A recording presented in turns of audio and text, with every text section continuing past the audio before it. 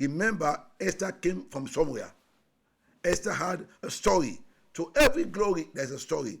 To every man or woman who has made impact in life and society, he or she has a story to tell. Story of times when I have cried, I've been lonely, I've been rejected, I've had a near death experience, but yet still God salvaged them. So Esther had a story. She was an orphan. She lost her mother and her father. And also, she was a slave girl in a foreign nation being brought up by her uncle. She had a very, very pitiful story. But Esther didn't rest her oars and said, all is lost. She decided to navigate her way through life. She knew that she was a covenant child of God. And later on, we saw how Esther was exalted, how God replenished her, how God showcased Esther to the world. So if you are going through a difficult period like Esther or like David, you are next in line for impact. Having said this, today, I want to welcome my very special guest to this program this afternoon. My guest will introduce her name and tell us a brief background of her family. You're welcome. Thank you very much, Bishop, and thank you to viewers and listeners out there. I am Rosemarie Yema Blake, born in 1978 to parents of late Madam Doris Kane and Augustine Kaibanya, who was the former director of Lands, Ministry and Housing. And of course, my parents hailed my father hailed from the eastern part of Sierra Leone, that's Kailaun, Sekizi, and my mother from Bo district. But I was bred in later years in Moyamba, Harford's compound, precisely by my aunt, my mother's elder sister. And so many things happened. So I want to thank God that I'm here today. So how many siblings do you have?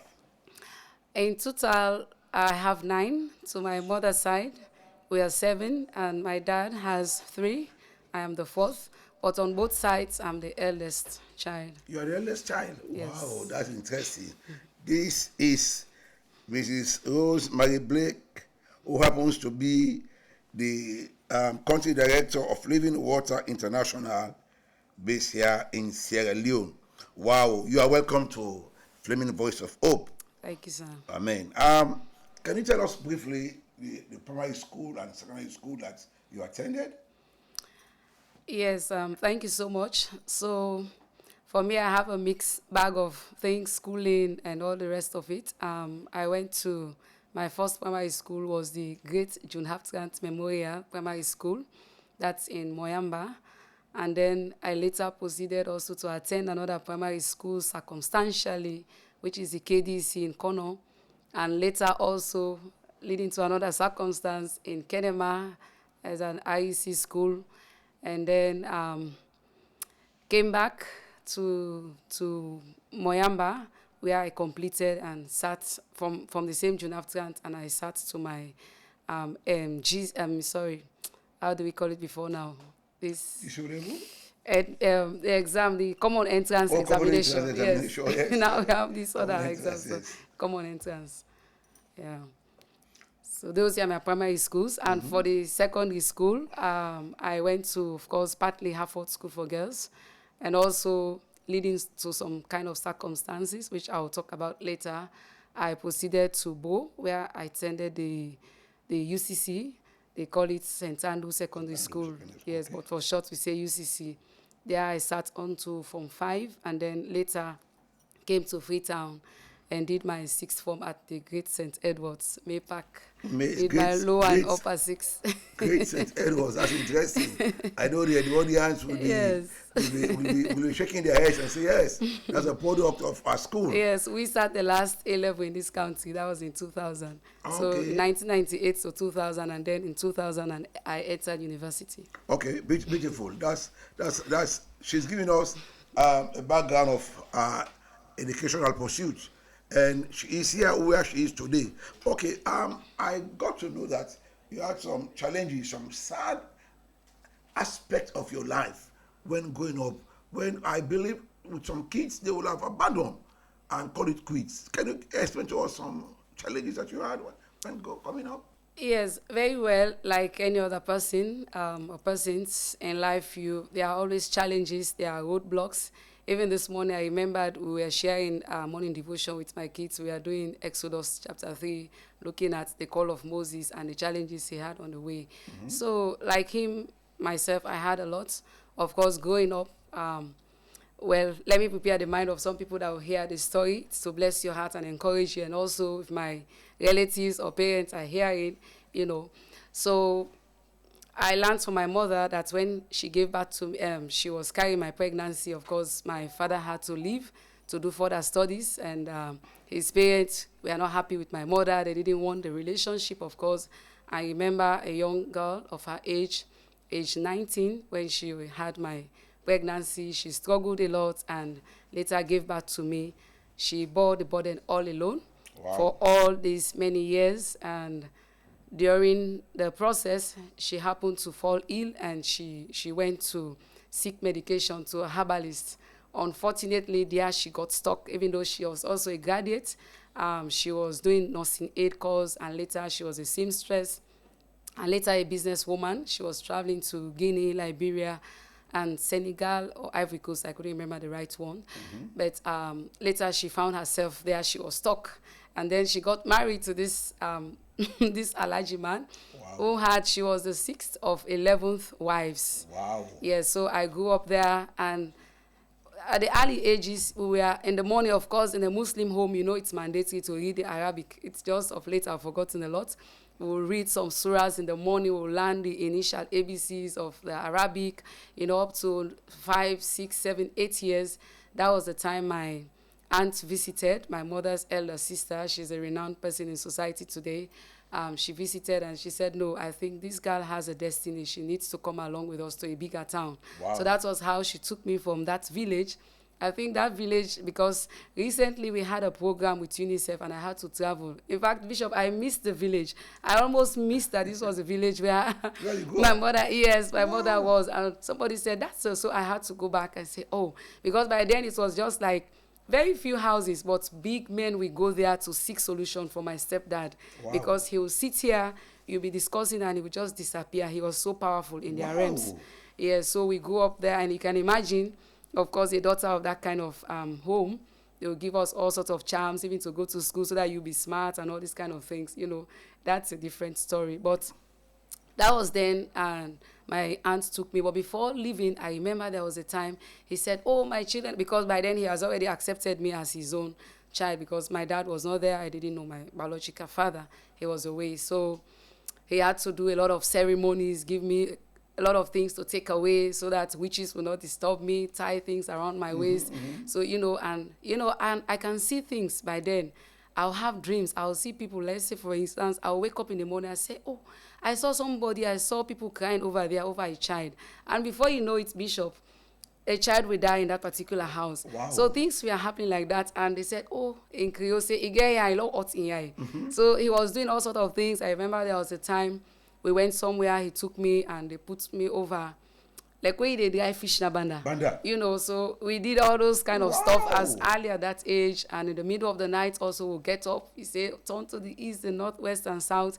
We take some charms so that you be wise, so that nobody will be able to harm you. But all those things didn't work. I believe God had a plan for me as a little child. So my aunt has to take me to Moyamba, where she was the vice principal by then. So we grew up in that kind of home. Of course, in the home, you only speak real English or, Liberian language, because we had some Liberians with us by then. Many of them were coming too. So we grew up in that kind of environment. And there was a time she also had to go and do further studies, and she didn't want to give me back to my mother. So she gave me to her own brother, with whom they are the same mother and father. And then not long, he also had a transfer to go to Kono, because he was a forester by then, the uncle. So we went together. And there again, that was when I started attending the KDC school. But unfortunately, the aunt that I met also, she was terrible. We would go days without food. It was there, I remember, she would give us this thing we call coconut cake. We'll go and sell. And Okay. yes, from DO Barracks, I remember we will walk up to Kwedu Tong, we'll go to Sefadu, Tombodu, sometimes we also go to those places to fetch firewood and come back before we eat. Wow. And, there are days when we go to sell, if you happen to, one of the cakes gets missing, you will not eat for that day. And homes like that, of course, they have to put you on, then they baptize you, yes. If they had cooked soup, granite soup, for example, I remember there is this particular one I'll never forget. They cooked granite soup, and I was so hungry when we went to do business, and I ate one. And of course, I don't have the guts to come and say, oh, I'm hungry, I eat. No. So what I did, and I lied. I said, oh, I fell down. In fact, cannibals chased us. I made up all the... She waited after I had finished. She gave me good beating. Oh, my goodness. And I slept like that. At night, I remember I took, a big cup of water and drank. Early in the morning also, I drank. I was so weak. And then she saw me. She knew I was weak. And she said, take that food. And I had to take the food. It was so slippery. It was spoiled. Oh. But I had to eat it. I remember there was another time again, because she would just cook small food. When I was with my aunt in Moyamba, they would put our food separately. Everybody, you have your own dish, your plate and spoon. But when we went to Kono, it was not so. Wow. They would put all of us together with the other kids at home. And I was not used to eat with other people. So I remember there was one of them. Her name is Kema. I'm still looking for her. I hope I'll see her someday. Okay. When we'll be eating, she'll ensure she gathers the rice very well and squeeze it on the pot and put it in my hand. And because I'll be sitting there crying. I don't know how to start. Everybody will be scrambling for just a small, portion in the pot. And then she'll give mine, and then she'll go for hers and, squeeze it and get a very good chunk. That was how we are living. Of course, you are not full. So I have to wait for my uncle to come from work. Sometimes he comes home late, as 8, as 10, just so that I'll serve him water to bath, and then at the same time when he eats, I'll get the remnants and ensure that I lick the plate very well before I sleep, so we kept on like that. I remember there was another time, I really hate to remember this part. We went to do business as usual, and I was so hungry, and then from afar I spotted this orange on the ground. You say pick and go on. I did that several times, Bishop. Yes. I really want to thank God today. Wow. I spotted, sometimes I will see cake, maybe this woman will be carrying her daughter or son on the back, picking, and then the cake will fall down. And obviously, I will just nicely wait that nobody's watching. I will watch this side and just quickly pick and put in my tray and, go to a side, and then I eat. The other time, it was an orange that I did. I never knew that somebody who knew my aunt have seen me. I went also the same style, and I stooped down quietly and I took the orange just so that I'll have something to eat. Because when I know when I go home, there is not enough food. Sometimes even your own food, if they leave it because we've gone to do business, the others in the home, they are hungry, they will also steal part of it. Survival of the fittest. Yes, so it was like that. It was really, really hard. So tell me exactly, all the young girls of your age will have given up easily in life. What exactly motivated you to be where you are today? A graduate and a postgraduate holder. Tell us. Yes, well, I believe God has a plan for everybody, has a destiny, and nothing can spoil it. It can delay, but it cannot be spoiled. Yes. So from Kono, of course, there was a day like every child. For me, when I was growing up, I have those big wishes. I'll just, if I see somebody passing the vehicle, I'll say, one day I'll be driving that vehicle. Wow. Oh, that is my vehicle. Like when you say name it, claim it, I never knew that was a concept, but I was doing it when I was young. Say, this is my vehicle. The other person said, no, this is my. So we kept on. There was a time I remember we came from the garden, and I was carrying a heavy bag of potato because we used to make potato garden. Everybody, you're responsible for yours. And I was wishing, I said, I wish my mother would just come and get me and take me away. Lo and behold, within that very week, my mother, somebody that came to visit us was doing business. She went and told my mother, you are here feeding people, cooking for the world. Your daughter is languishing there. Go and get. So they devised a way and said, Alhaji said all his children should come back. He wants to do some ceremony for them. That was the only way my aunt and my uncle can release me. Okay. So with that story. And then because also when I was there, I came with a lot of pants, clothing. She had to take them and give it to her own daughter. I still remember I had only one gray undies to wear. I will wear that for weeks. I will come from school, wash it, rinse it, and hang it over the fire. In the morning to go to school, I'll put it on. So that was the condition. So we had to go. Eventually, she took me, and when I went, of course, when you start eating good food and good living, my system was my system rejected that, and I fell sick to the point of death.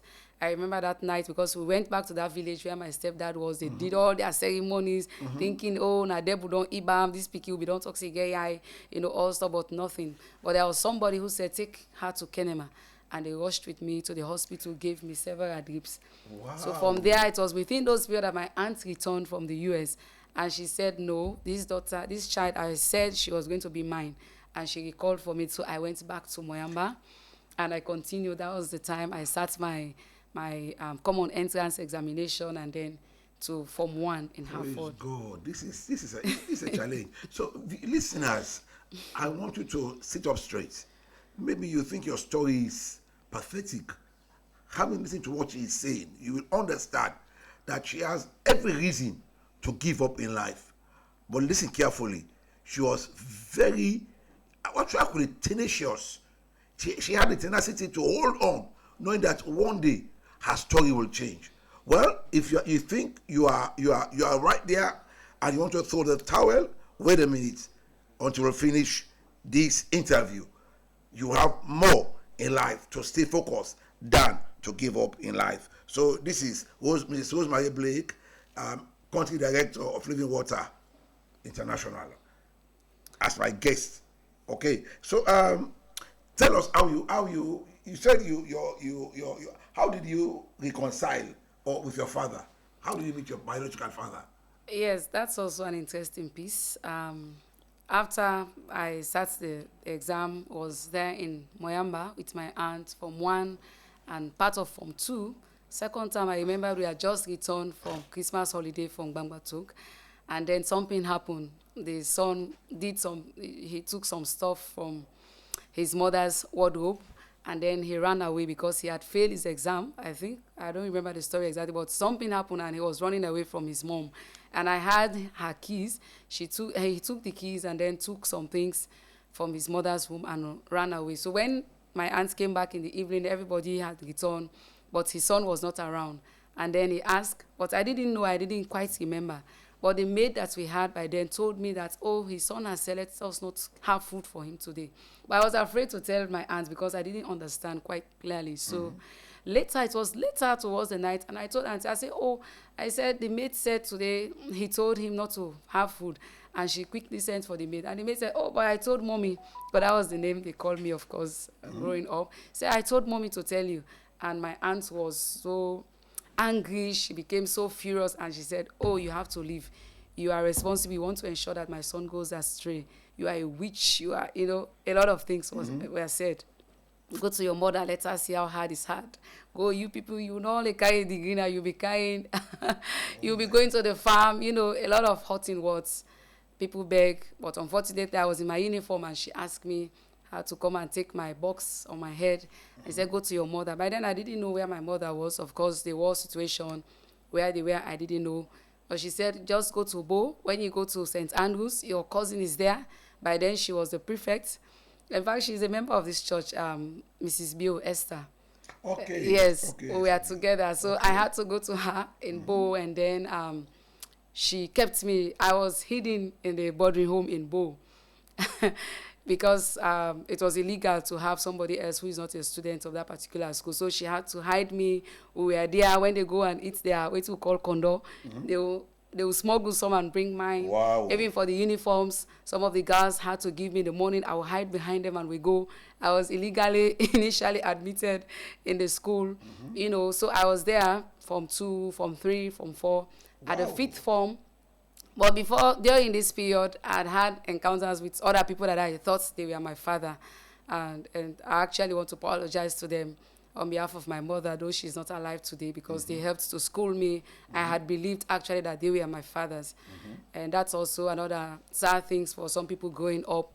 So one day I can say, me and Nasi speaking, a lot of people have contributed to my life. Nasi contribute to the phone. So sometimes I say, me and Nasi speaking. So they were there. But later, I think there was a time my mother came to Freetown, to U building, and they just met in one of the floors. And he saw this man. And the man saw him, and they said they stared at themselves. And he said, they call their names. I'll not call their name now. They call their names. Now you, and this person say, now you. And they looked at themselves. They knew the obvious question because he knew he left a pregnancy behind and he never turned back to bother. And so he said, yes, the child is alive. He said, a female.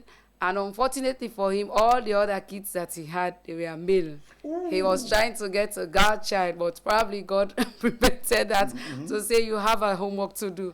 So that was how. And then later my mother came. How was she going to tell me, oh, this person is not your father? This person. It was hard for her. There was a time she would try to beat about the bush several times. I had to change my surname several times anyway. Wow. Going to school. So if you're looking for my results, you will not see. You will see. Yes, that's another. But I thank God today. I'll say it with joy. So I was in school, to cut long story short, and from 5 one day, when I had a call, somebody say, you have a visitor. Because my mother will not dare to tell me. So she sent him, say, oh, you go and introduce yourself. So that was how I met him. I came and the person was standing. Oh, and he started all the narration. I am your. I say, really? What do you mean? What do you mean? So we spoke. Say, okay, your mother will explain to you and everything. I wept when I went home.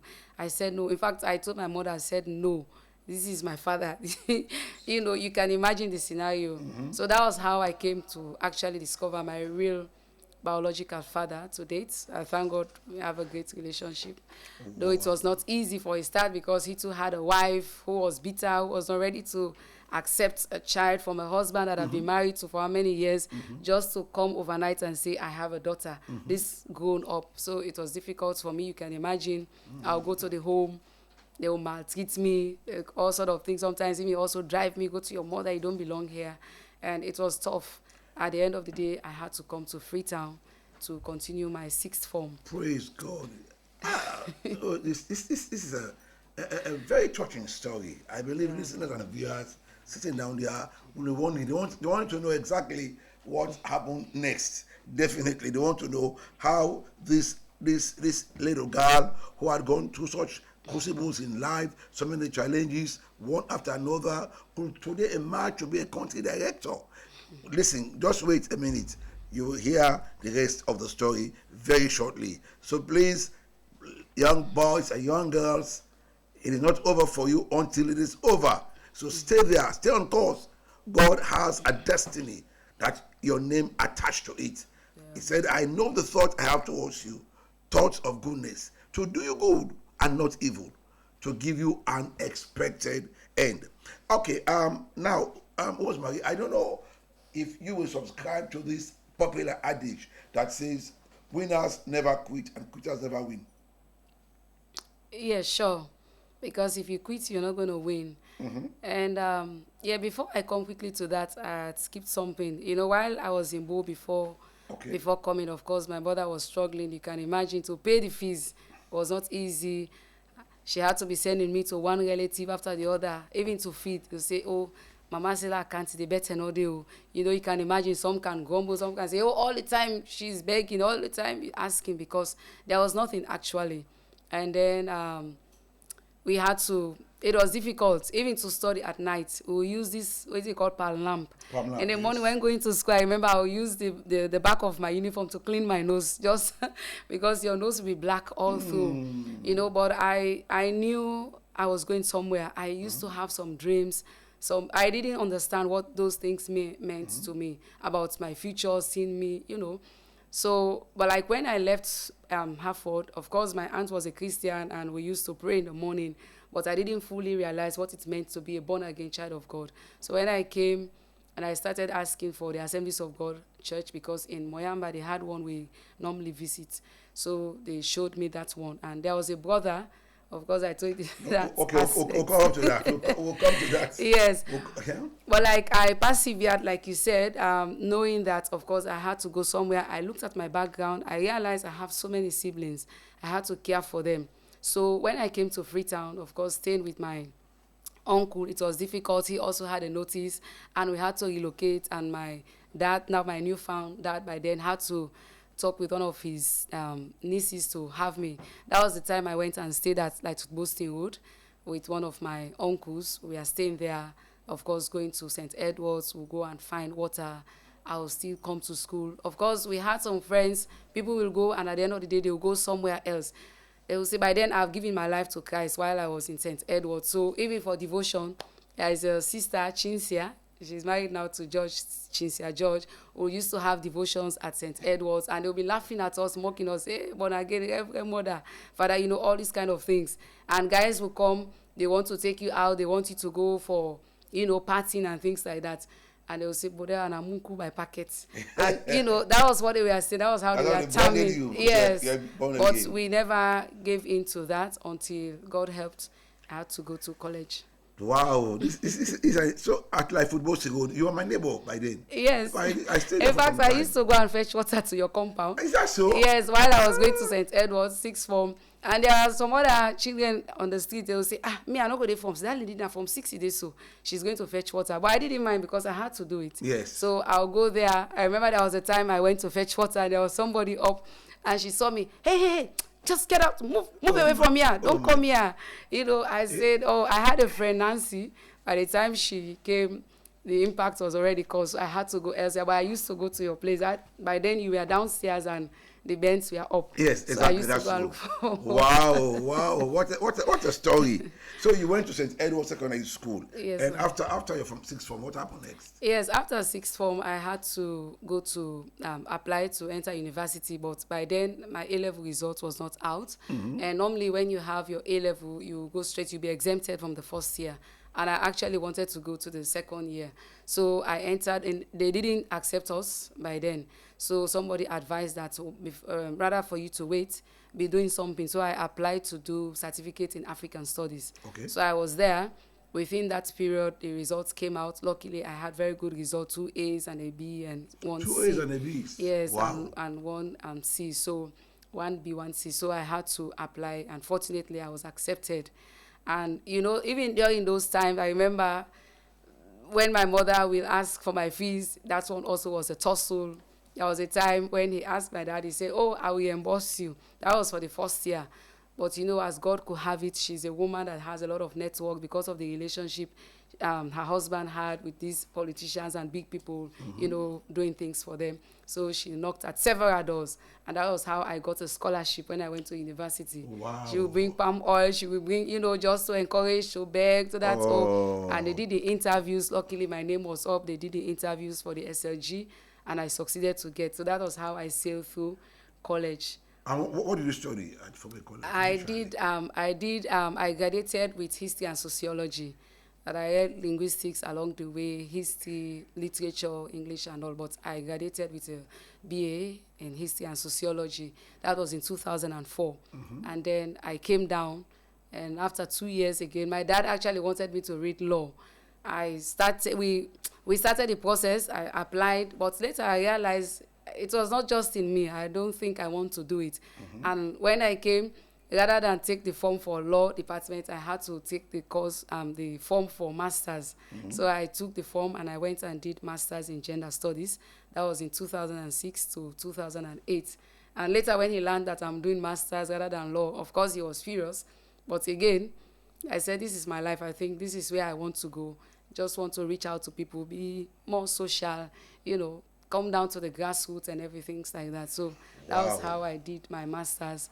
And later got also another opportunity to go to Budapest, where I did a certificate in conflict. At Hungary? Yes, sir. In Budapest? Yes, sir. Wow, that's interesting. Can you imagine from the humble background, you navigated your way until you went to Form 6, and then to F.A.S College, then you did your masters, and you went to Budapest in Hungary. Some people consider you as very lucky. Are you lucky, or are you hardworking? I would say I'm blessed. You're because blessed. even hard work, it has to be blessed by God. Since that initial age, I discovered my relationship with God.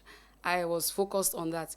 Because, you know, when you are a born-again child of God, even in school, in college, others will do things and nobody will talk. But if you dare to do so, for me, those were some of the things that guided me and gave me that consciousness that, even in college, I'm a child of God, so let me behave myself, let me do things, not to mess up myself. Because, of course, my mother was not there, my father was not there. I would have done silly things in college. Weekends, I stay there, I don't come because I don't have that kind of luxury home to come back to. Yes. Because, of course, my mother is not with my father. They are not together. So imagine you can't come to a stepmother who is not ready to accept you just like that. So I had to stay up, but I had a relationship with God. I knew I was going somewhere. So I kept to that, and I worked hard. I would study while others are partying or doing things. I remember I would go to the library when I was in college, or I would go under the trees and I would be studying. I would ask for notes. I had some friends that were very smart, male friends, who would go there, they would explain, they would study together, and at the end of the day, it worked out for me. But you have to be hardworking, of course. Even if you're a child of God, you have to be hardworking. You have to be determined. You have to be serious. They don't come and put things in your mouth. Things just don't happen like that. It has to take a lot of effort and considerations. So success doesn't come overnight. Yes. Nobody will come to you with a platter full of all your wishes and say, look at it, you are very lucky. She's a very hardworking woman, considering her background, where she came from. She refused to accept no for an answer. And she is where she is today because she said she's blessed, she can ascribe her success to God. Who do you consider a failure in life, if I should ask you? A failure for me is somebody who rejects Jesus Christ in your life. Okay. Because success is not determined by the abundance of things you have. But will it be retained? Will it be maintained?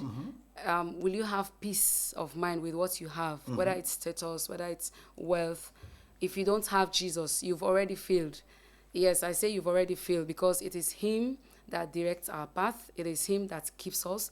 It's him that gives us the power to make wealth. Some people are making wealth other ways. Even like, of course, I work for an international NGO. In the NGO world, there are many things that are happening. They are very ugly things.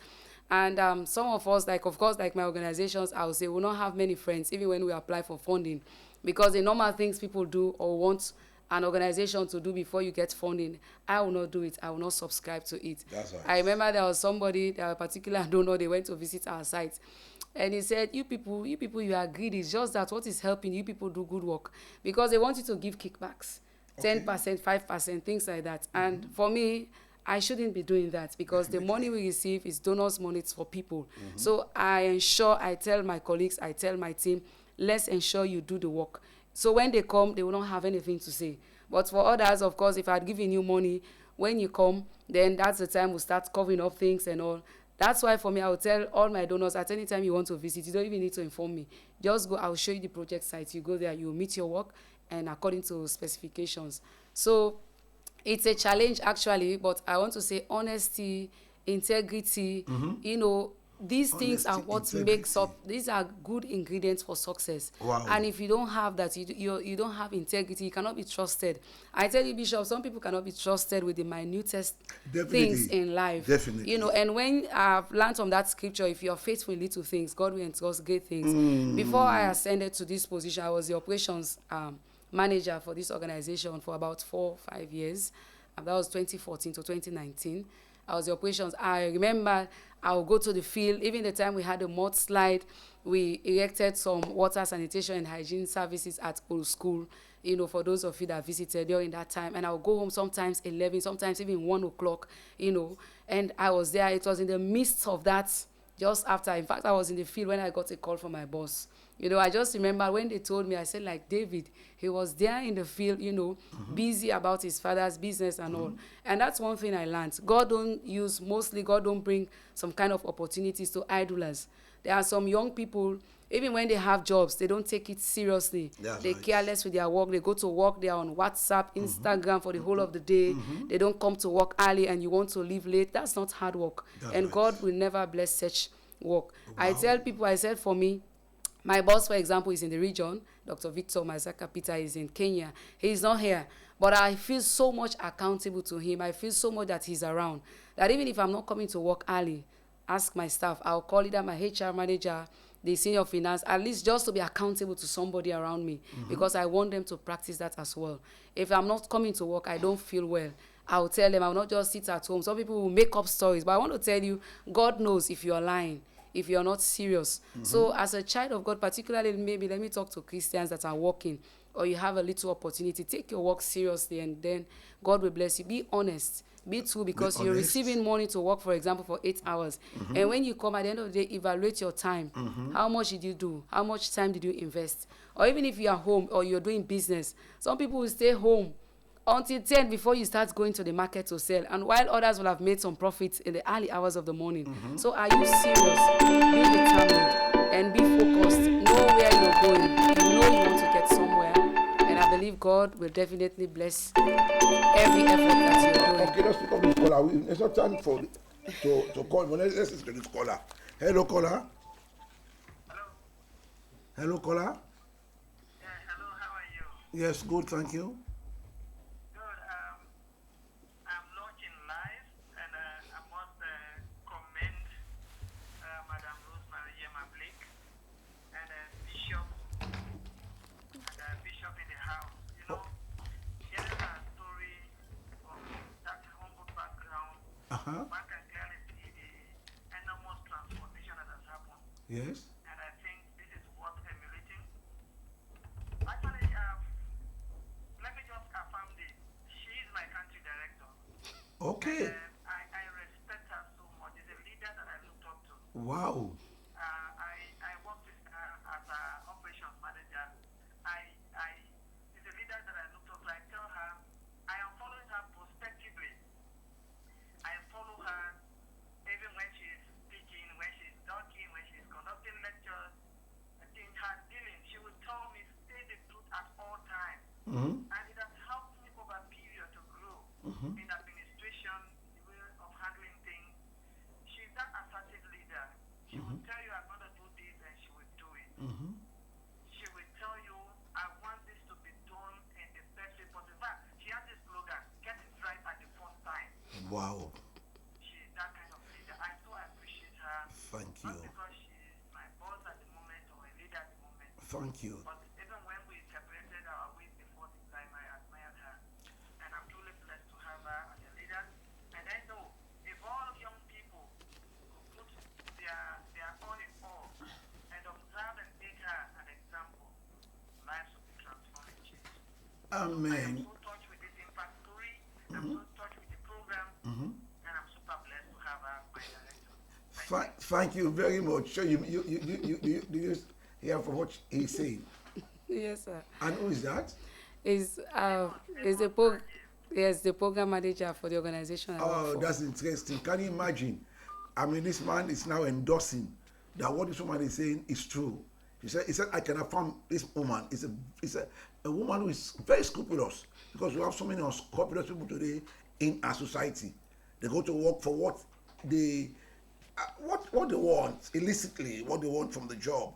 They don't give what the work demands. But here is a woman that somebody is here subscribing to the fact that she is a real and a genuine leader.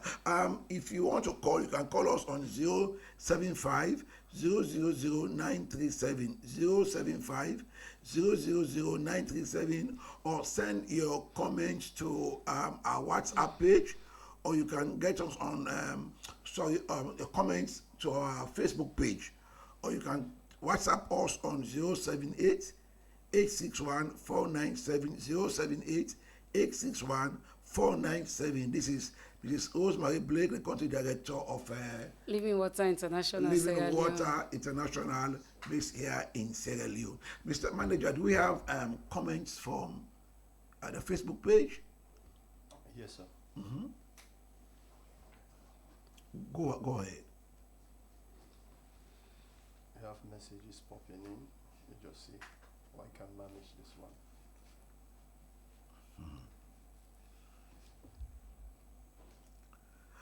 Okay, while he's looking out for the messages, go ahead. And we have people looking at, watching us as far as the Middle East. The Middle East. Yes, sir. Still having some interruption. Okay. We have Efunia Araba John saying a very inspiring story. We have Fatmata Hannah Conte. The team at Living Water International Sierra Leone appreciates you. And we have Victoria Okoni Williams saying, a true example of a child of God. More grace, ma'am. We have a Desmond Solomon Allen saying, great examples to young women. Stay blessed. We have Fatmata Hannah Conte saying, thank you for inspiring us, for being true. You are a wonderful leader. Glory be to God. We have La Abraham Drew Brimer saying, quite another moving story again today. Thank you, Daddy Bishop, for granting us the privilege of audience to such a life-changing testimony through this medium. We have Sadia Ruth saying, my lady. Sadia Ruth saying, my lady, you are my inspiration. We have messages. We have Amos Sir James saying, God is all and all. See transformation from humble beginning. Amos Sir James is also saying, she's capacitated to deliver. To God be the glory. Amen. We have Apostle Joseph Ma saying, a great story. Emmanuel Nyake Momo. This is very inspiring. We still have Apostle Joseph Ma saying, God fits those whom he had called. Powerful. Yes. We have Reverend Emmanuel Tamba from Europe saying, my father, His Grace the Bishop always says, God does not call those who are fit, but he fits those who he called. Wow. We have Mike Sanu saying, we are proud of you, DC. We have Sadia Ruth saying, proud of you, my lady, Mrs. Blake. We have Kessie Vande saying, wow, you are an inspiration, ma. We have Pastor Cynthia Smythe saying, quite an inspiration. You know, Pastor Cynthia Smythe, she's a pastor, she's a lawyer, barrister, and she's also a lecturer at Fubi College. Go ahead, yeah?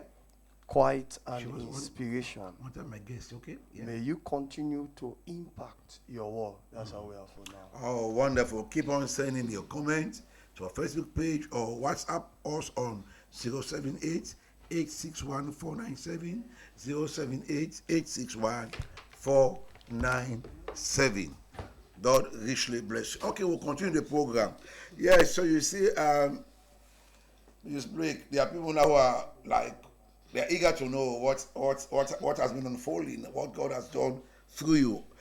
What advice will you give to young people who are going through such challenges and they want to call it quits? What will you say to them? I want to say to the young people out there, if you are an orphan, that does not qualify you to fail. If you don't have anybody to responsible for you, the first thing the Bible says, when my mother and my father forsake me, then the Lord will take me. That's right. You have to first of all give your life to Jesus Christ, because it is God that directs the path of the righteous. I'm sure God will place destiny helpers your way. That's right. If you keep focused, you keep pure. Because some people think it's when you sell out yourself to others, to men, that's the time you make it. I remember there's a friend that I have when we were going to college. You say, okay, because by then now my dad started, of course, helping with provision, lunch, and things like that. Say, oh, you are better because you have your dad bringing your provision and things like that. And she will go here and there. But today, I thank God for her life. She's saved. Each time she will always talk about that. But what I'm saying, that's not an excuse for you to fail, because people have gone through times and things. You know, you just have to stay focused. You have to be true and be content with what you have. That's right. Because honestly, there is nobody that doesn't have anything. Yes. We always have something, even if it's your talent. I tell people, if you don't have even something to give me, for example, you can go and help people and you get something. Definitely. Let's say there are people in church, you know, oh, they need people to launder for them. They need people to do ironing or do their kids' hair. Volunteer to do that. Even if the person say, okay, no, he or she will give you something. Because these are all things you do, I tell youth, then you'll be able to have something rather than go and start having boyfriends. You have Right. sexual intercourse, you know, doing all sort of things, even in the office. Maybe you're working as a young graduate from college, you want to get everything. They send you to buy things, you go and start, you know, beating the prices, and you don't come being honest to your office, you pocket the remaining, you say, I've bargained. Even that for me, it's cheating. That's because right. you have to be honest. So you don't have an excuse. I believe God had a path for everybody. God has a destiny. And he will definitely lead you to that if you stay true to him, if you stay true as a child of God. I remember also there is this aspect when I was here, when we were going to school, before we went to like to Bosti, we were staying at Wilkins Road, opposite Echo.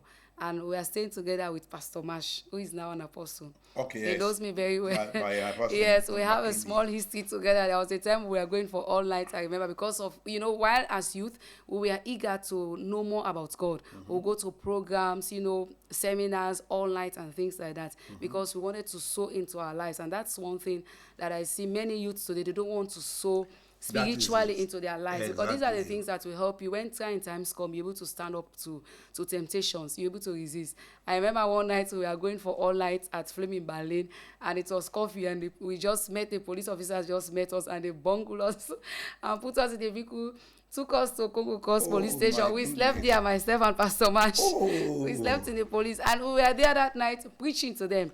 Because we were upstairs, they were in the down also, so we were staying in the compound together. So we are preaching to them even. So each time we see ourselves, we remind maybe the last time when I saw him, I was so happy for him. He's doing so well in McKinney. So, these are all the sacrifices for me you make when coming up, you invest. And we are discussing the other day, myself and Pastor, we have said some of the seats while we were going to school and college, even though we had not enough to take care of us, but we are content, but we sold, we are committed to the things of God.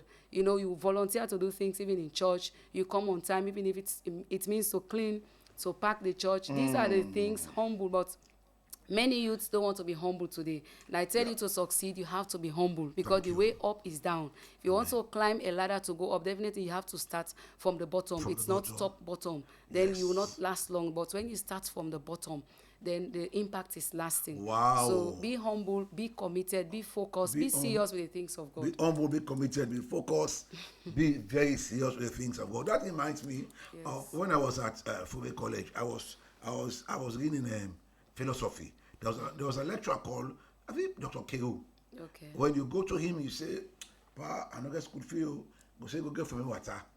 You have to do something for him. Yes, just to teach you. That's it. That's the responsibility. So young girls, don't go and sell yourselves to men just because you want a mobile phone that costs $1,000, $2,000.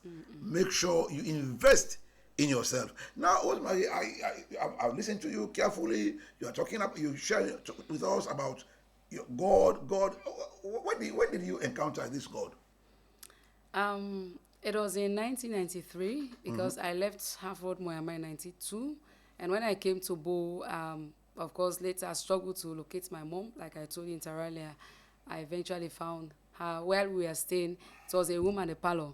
And of course, you can imagine a lot of siblings at night will have to raise the chairs, so that we'll sleep on the floor in the parlor. And later we couldn't pay the rent and we had to relocate. So we went up to Fofana Street. That was while we were there. Opposite my house, there was a brother going to the Assemblies of God, Zion Assemblies of God, to Pastor Kanu.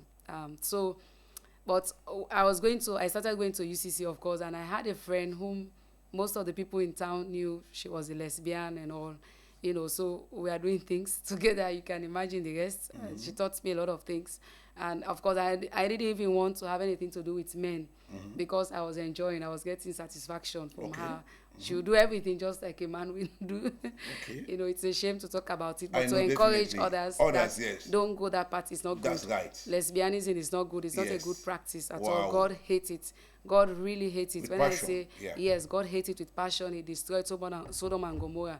This brother was coming, preaching to us. Each time he will come, he will bring Sodom and Gomorrah tracts, things the Lord hates, sin, but I didn't understand. But later, she had understand. This is my girlfriend. And each time that this brother was coming, she would walk away. She would just leave us, say, "Oh, you want to listen, rubbish." My goodness. So I would sit and listen. I was, of course, a Christian, but I didn't understand what it meant to be a born-again child of God. Because, of course, I was baptized in the Methodist church and all. At, was it class 5 or 6? So when I came and he started talking to me, and he invited me. I said, "Oh, I like that church. I've been even asking about Assemblies of God because I knew about them when I was in Moyamba." So he started inviting me. We started going to church, and he said, "Don't you think there is a need for you to be baptized? Then you understand now what baptism means." So that was in 1993.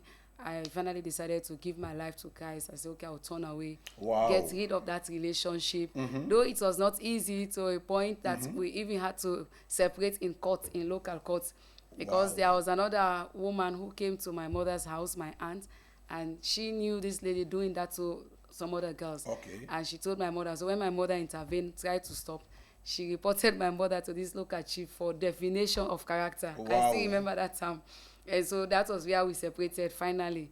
So he ministered to me, and times pass, we'll go to meetings together, come. I remember there was a time, because we can come late after services, and my mother said, please, his name was Junior, that's the local name, and said, Junior, dear, don't forget my child, please take care of her each time, ensure she comes and goes. So we are like that. And while we were coming up in Bo, we are so, because he was also slim, has a pointed nose, bulky eyes, many people thought he was my elder brother, and we accepted it that way, even in the church.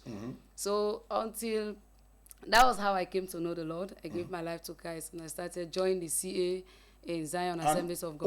Who was this guy? This man was listening to you. Tell us. This man was so passionate about preaching to you. Who is it today? Yes, thank God, as the word of your labor, I'll start from there. Okay. So, yes, so after, and these people, they were so strict on us when we be in the youth. They see you with other men, or, you know, even putting on trousers, or that's why today I'm not too used to putting on nail polish and things like that. It's not that, it's not sin. Of course, you can beautify the garden that God has given you, which is your body, but I'm not used to it again. Even makeups, that I'm not used to, because they will rebuke you. See how you're making your mouth, like Jezebel. you know. Yes, like Jezebel. See your fingers. Why didn't you tell God to give you red and you know, red nails and all this? So we grew up in that kind of fear, you know, but we thank God because those things helped us. And until the time I came to Freetown in 1998 to do my sixth form. By then he had left before he came to Freetown in Jala to come to continue his university. So times passed. There was a time now he was ready to get married, and he's somebody that is very meticulous also. He's very disciplined, very quiet but very disciplined. And then he started thinking. He said, I think I need to have somebody that I know, a friend, or but whom? You know, and then one of those that the other brother that they were coming together is also a pastor now, Pastor F.A.S Koroma. You know, they were coming together to follow up us to do discipleship. And he said, have you considered those? He said, we are in college, because by then Pastor F.A.S was the president of the Great Commission movement. And I was in BSU. Of course, I was an ex-co member by then, library secretary. So he said, how will you think that child will take me? She's my daughter. She's my spiritual daughter. He said, how do you think she will look at me? Besides, no. He said, okay. He said, but for me, I'm following her. They are calling her the Rose of BSU. She's this, she's that. And he said a lot of, and I think later he thought of it. And then how will he come and propose to somebody you've witnessed to before? Disciple, somebody that's been looking up to daughter. you as your sweet, as a father and all. It was hard for him, but eventually, I think he had to brace up. If you are listening to me, thank you. You made a good decision. Yes. So eventually, there was a time he gave me a call, and he invited me to. He spoke to my friend, the one I told you about, Sita. She was coming here. She's now Pastor Sita. And then we met at Sita's place and said, oh, we need to talk and all the rest of it. And then he invited me one day for lunch at one restaurant. Like he said, the way to a man's heart is through the stomach. Wow. So he took me there to the restaurant at Shaka Stephen Street.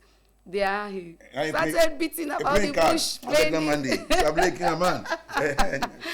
So that was then, he made the proposal, and that was in 2003. He made the proposal, almost going to final year by then for my first degree. Okay. And then I said, let me think about it. He said, no, you know, he was now timid. Maybe if I go, I will not, I'll start. But honestly, truly, while I was coming up, I had another friend before him. I used to tell him, I said, honestly, I admire Seal so much. I said, he's the kind of man I want to have. He's disciplined, he fears God, he's hardworking. We will always talk about him. I told that friend. Yes, my husband. Yes, that's the truth. You know, sometimes you admire the opposite sex, but just that because they are strict, they are disciplined, you not even see the face. You know, they see the face pan themselves. Yes. But I always had this part of me. I said, I like somebody like him. I would love to. You know, I like people with height, and so I will always make reference to him. Even when I was talking with my ex, the friend that I had. So when he went, in fact, and introduced himself. I am Rosie's friend, this and that. She's always talking about you. I know maybe he also was afraid. But, time came, of course, he misbehaved, things went apart. And when this person made this suggestion, he also remembered, this person that Rose was with before had met me and introduced himself. How can I again? And then he had the nerve. He said, well, you said you don't want her again, but I'm thinking about her. Do you mind me having a relationship with her? And the person said, of course, we'll not again, we'll not get nothing. He said, no, aunt me. So, of course, I had my stance. He wanted us to do certain things. If he's hearing me, he can attest. I said, no, for me, this is my plan. This is where I'm going until this happened. Wow. So he met the person, and the person gave him the go-ahead. That was the time he came and met him. And you answered? Yes. Okay, thank you for answering. That's a very good one. So how long have you been married now? We got married in 2008. 2008. So now, yes. And you are so much, you talk so much about Christ. So tell us what role you play in your church. I know you're a pastor, definitely. Tell us what role you play. What role do you play? Yes. In the church? Yes. Currently, I'm attending the Joy Assemblies of God, 6 Short Street. I'm an elder, a board member in the church. Okay. I also serve as a Sunday school superintendent. Okay. And the acting evangelism coordinator. Wow. I'm also a chorister. Wow. So those are the things I do. So let me put it in a nutshell now for listeners and viewers. When she came to know the Lord, she realized that she has to take a stand. Definitely, the things I used to do, I do them no more. But there are people who call themselves Christians or are involved in extramarital relationship. Yes. They go into premarital sex. You name it. That's a sin. Once you are a Christian, the Bible says, let this thing not be named among you. You have to separate yourself from the world and live for God. Okay, we'll take one more question before we go back to our manager to give us, a rundown of what we already have. Please, you can send your comment to our Facebook page or call us on 075 000 937 or send your WhatsApp message to 078 861 497. Good. So tell us about your present employment. Yes, listeners and viewers, I work for an international organization which is WASH based.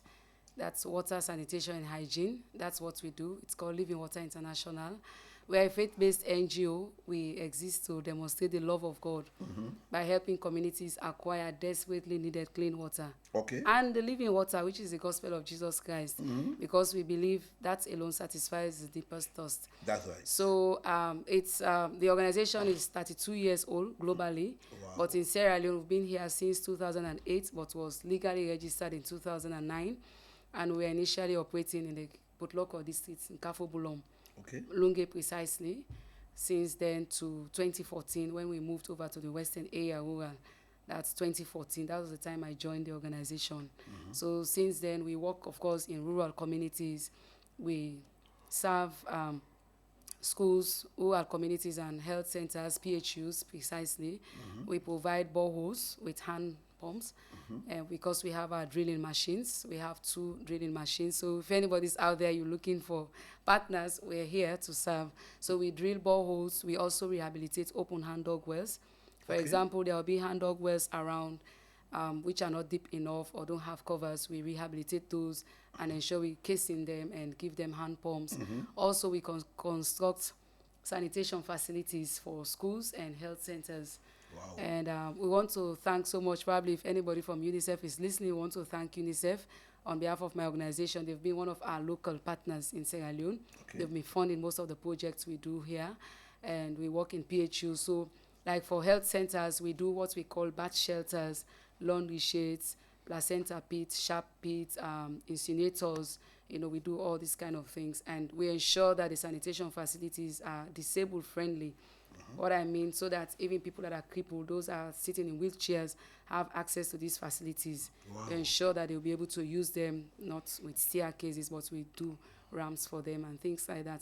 Beside that, also, we believe if you put all these facilities and people are not trained how to use them, we do what we call hygiene and sanitation promotion trainings. We equip the communities how to take care of the facilities that we put in terms of cleaning around, planting flowers, ensuring it's kept clean all the time. Also, how they can be able to treat their waters even at home. So, because sometimes the wells will have dug, will have purified them, treated them very well, but by the time you take to your house, you drink, it's contaminated. So sometimes even the container where they put them. So we teach them how to ensure that the water containers are clean. Or when you go to your homes, you see some homes, the cups are just like that. Anybody can just can't take and dock inside it and keep bucket. So we teach them also how to keep those cups, cover them nicely, so that you are not sick from diarrhea or other waterborne diseases. So beside that, what is very much important for us is the gospel aspect of our work. Because like I said, Living Water is a faith-based Christian NGO. And most of our partners, we work with the churches. In fact, even now, fine for the opportunity, the organization has developed a 3-year strategy, which we call Overflow 25, from the book of Joel, Overflow. Okay. So the strategy is called Overflow 25. Last week, I just finished rolling out to my staff because 2 weeks ago, I was in Zimbabwe. A week ago also, when I left for that, when I was in the meeting, I left for Kenya. That was the strategy we are rolling out to us leaders. So I did the same for my team last week. So what that strategy is talking about in the first place, how to co-labor with the church to ensure wash and the word is reached to the overlooked and the excluded people. So how can we partner with the church? What's the role of the church? That's where, in fact, we have to come also to you as well later. And what can they do? How can they identify these water points? How can they help us to preserve, to sustain this water point? Because we believe religious leaders have enormous respect in their communities. So if pastors, for example, are talking to people concerning hygiene related to these water facilities, they will listen to him. Or if we're working with an imam in the village, they will also listen. So we're seeing how we can co-labor with the church in particular to ensure sustainability, to ensure that the excluded and the overlooked people in society have access. And also we want to see how we can broaden our scope from the normal borehole, how also we can go into things like watershed, how to harness water, even if it's meant to harvest rain. How can we work on all those structures? So that's what we do in a nutshell. And for now, we are operating in the western area rural, when we target the mountains, York, Koya, Waterloo. And also, we are also in Moyamba district, but for now, we've targeted 4 chiefdoms, because we don't want to say we are in this district and then we prevent others from coming. We want to ensure that we saturate our presence wherever we are. So we are also working with the churches, we are working with the Ministry of Water Resources, Health, Education. Those are our partners to ensure we identify high wash areas, and also in the process, we share the word of God, not us, but the pastors that we are partnering with. They go there, and many a times, many churches, the last 1 year, churches have been able to plant over 50 new churches in the villages where our water points are, because some people will say, oh, we don't have church here, or we don't have this facility. Now you've brought water, you can take this place and come and be talking to us. So that's how we've been able. We don't take ownership, of course. We are not a church. We work with the churches. So that's how other ministries have been able to plant more churches. Yes, I can tell you It's that. a laudable And venture. on monthly basis, we can reach over thousands of people with the gospel.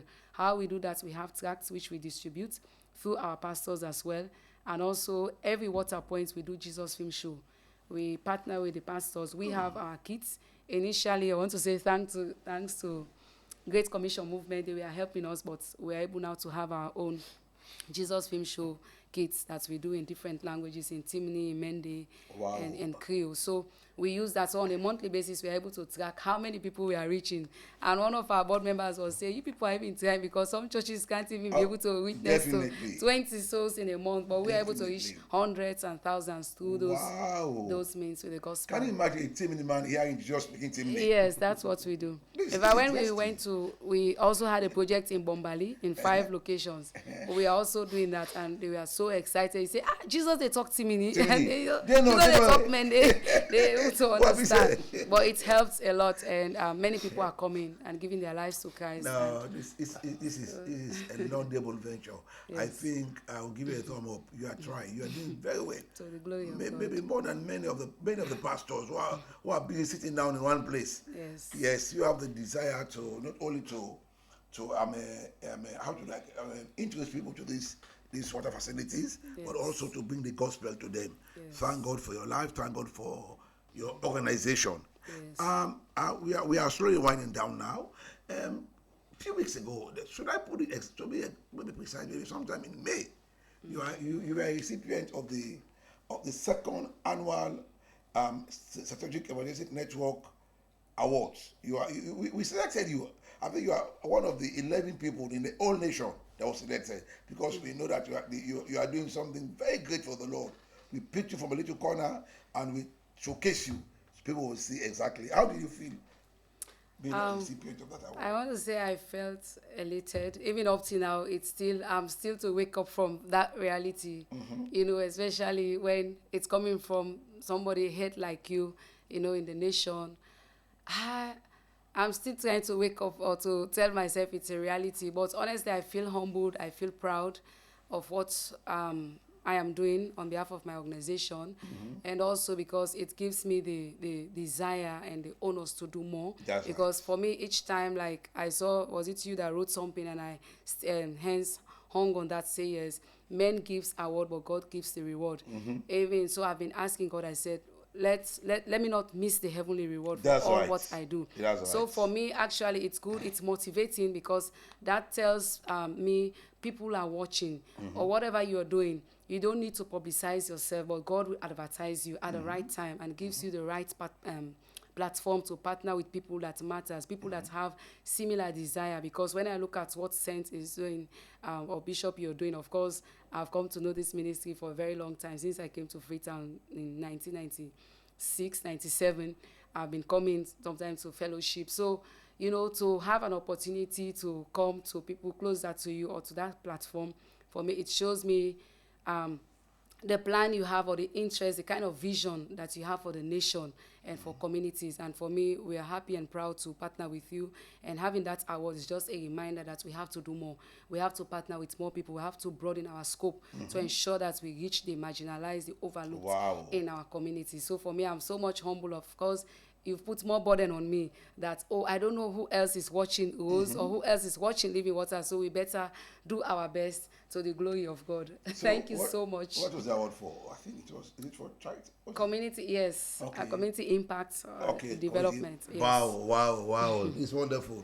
Okay, thank you very much. Mr. Manager, can we get, before we go to the one or two last questions? Yes, sir. We have messages that are still coming in. We have Casey Vandy saying, wow, you are an inspiration, ma'am.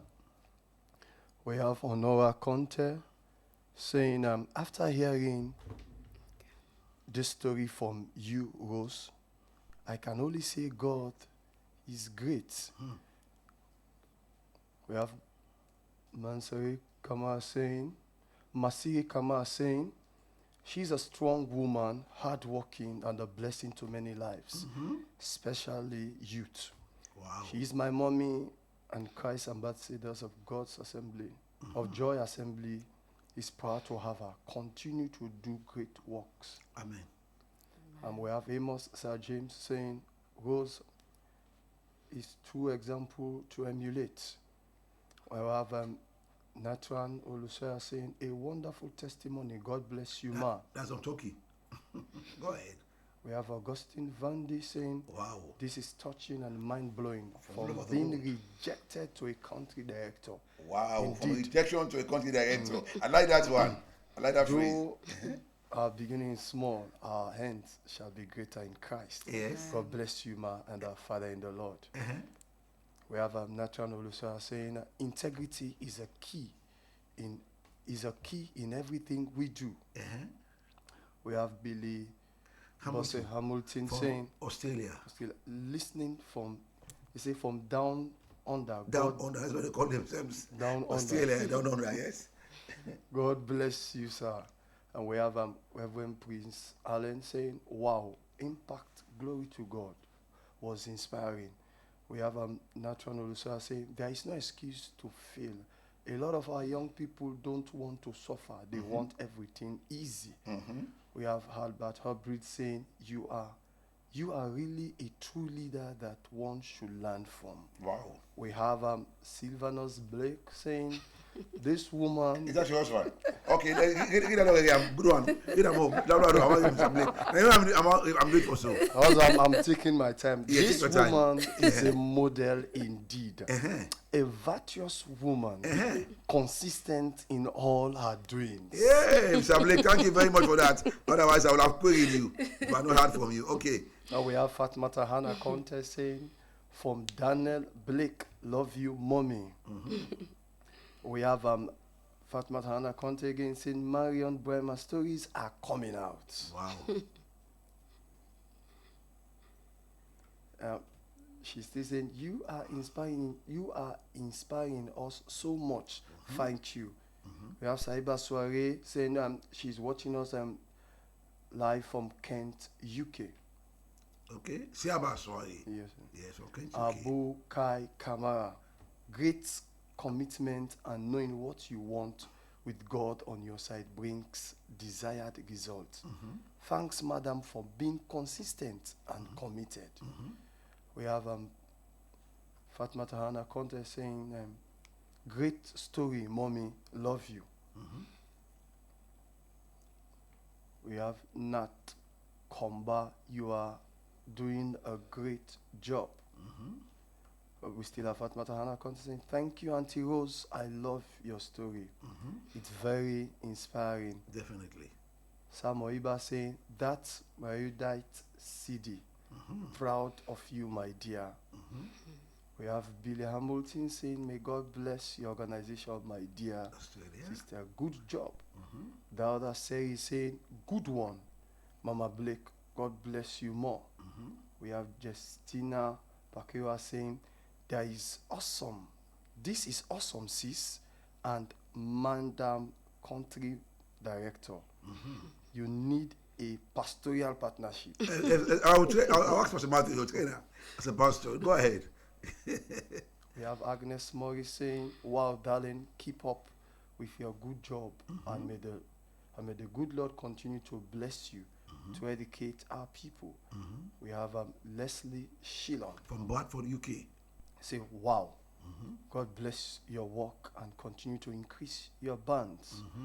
We thank God for your life and testimony, my dear sister.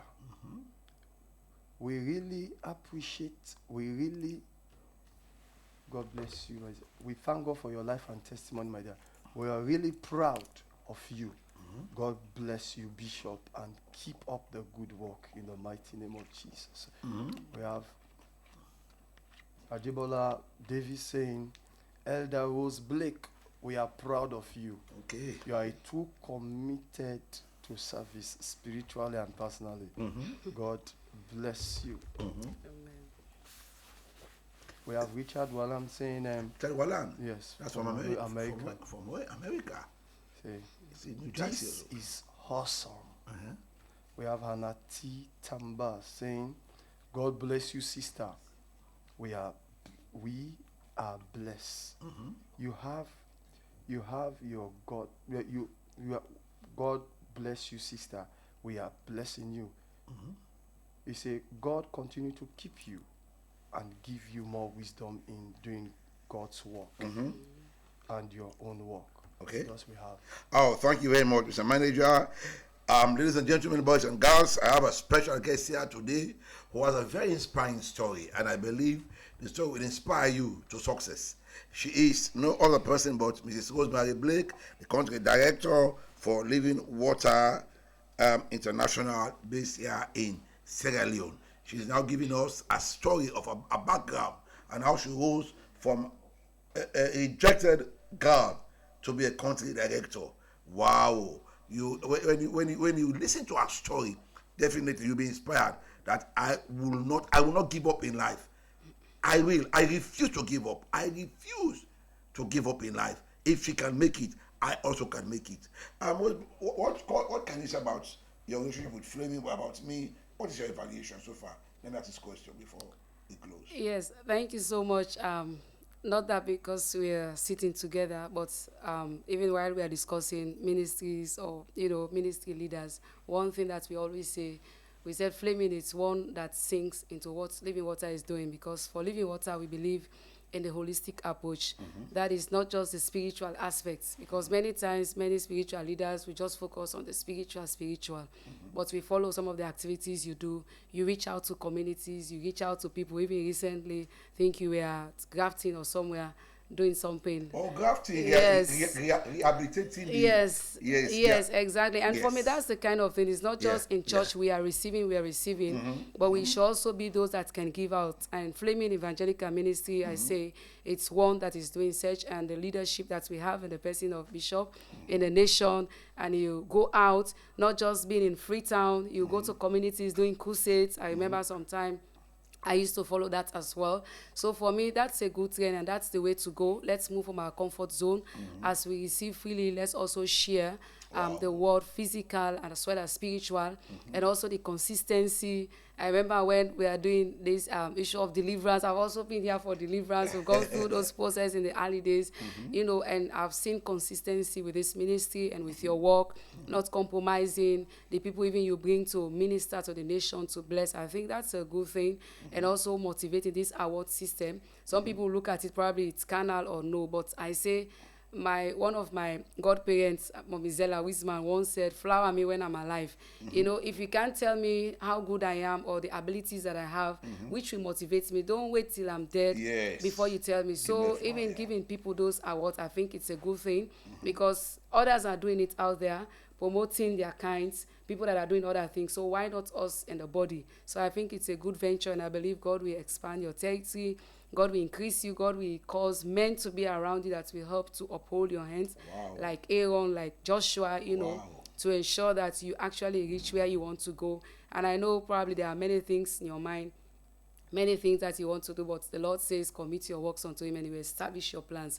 It is God that established our plans, and I believe God has been established in this ministry, and it's a good partnership to have. We don't regret coming in contact with you, because I've known you all these years, though we're not that close, but I've been following. So thank you so much. I think you're an inspiration to many young people, and also I follow your story of how you started ministry and all. I believe when other young men of God are hearing that, I pray they will not just, some people maybe judging your glory, but let them know your story, which all of us have a story. So if you see people at the top today, people are excelling, don't just stay in your corner. For those maybe others that are saying a lot of things or might want to, but rather appreciate and thank God for what God is doing in your life and in your ministry, and also look forward that God will take us also to that level.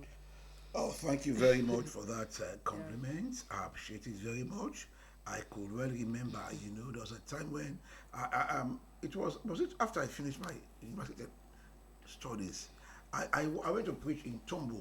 I didn't have enough money to pay my fare back home, so I had to trek from Tombo to Waterloo. Imagine. It was later on. There was a time when I was with my wife.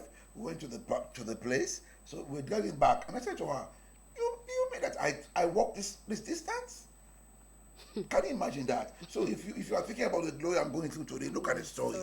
I tell somebody, I said it's hard. I went through hardship, difficulties in life. I went to preach in Kono in 1989. I took all the offering tithes. I went to Kono just to preach the gospel. So I've been giving a lot of. I don't know how to, but I thank God that I am who I am today. Look at the radio station, blessing many lives today. Many lives. And we're thinking about getting another transmitter again to add to this one, so that this we could go not only to Bo, but beyond Bo as well. Wonderful. So thank you for being my guest. What will be your last word to your listeners and viewers? My last word, like my movement from Moyamba to Bo, I always remember that story. People that reject you in life, don't look at them as enemies, especially if you're a child of God, but just see them as a springboard to go somewhere else. Because I imagine if I was not driven probably from Moyamba to go to Bo, I wouldn't have probably been a born-again child of God too. I wouldn't have met the husband that I have now. So I want to thank God for that. And also, I just want to say to especially young people and even ladies out there, be consistent, be focused, be content with what you have. If you have a humble background, don't be ashamed of who you are, because you know where you're going. Like Joseph, he was not afraid to identify himself as a Hebrew. even though comparatively the Egyptians were wealthy, have everything, but he was not ashamed to identify himself. Some people are living false lives today because they don't want to show who they are. They want to associate with the halves all the time. Life has a process. When it's time for you to associate, like I never knew today that I have the privilege to sit in this studio with a whole bishop of this nation. Yes, I couldn't imagine myself if someone would have told me. But by the grace of God, Bible says, if a child washes his hands, you eat with kings. But I want to thank God. It's the grace of God and the mercy of God. Be humble, be simple, be committed. Be obedient, obey leaders, have respect, and also be proactive. Use your initiative. God has deposited so much in every one of us. There's nobody that doesn't have something. You have a talent, you have a skill. So please use it, and I believe God will help you. Oh, thank you very much. With that, I think we are going to end the program. This is where we end the program. I want to appreciate and thank God for Hot Bees Radio, FM 88.1. I just informed them about 30 minutes of the program and couldn't imagine they were there live for us. Thank you also, Mr. and Mrs. Space, 98.9, Mr. and Bishop and First Lady Laga on 94.1, and also to my household men who are here holding the fort. Flavin Voice of Hope Media 93.7. God bless you. I appreciate you. Well, that's how we end the program for today. Hopefully, we will be back next week, every Tuesday at 1. At times, it will be a repeated broadcast, or we'll have a guest who will come in, to be interviewed. Till then, I am Bishop Dr. Frederick Abu Bakar Siddiqui Sulaiman Koroma. Bye-bye. It's every name.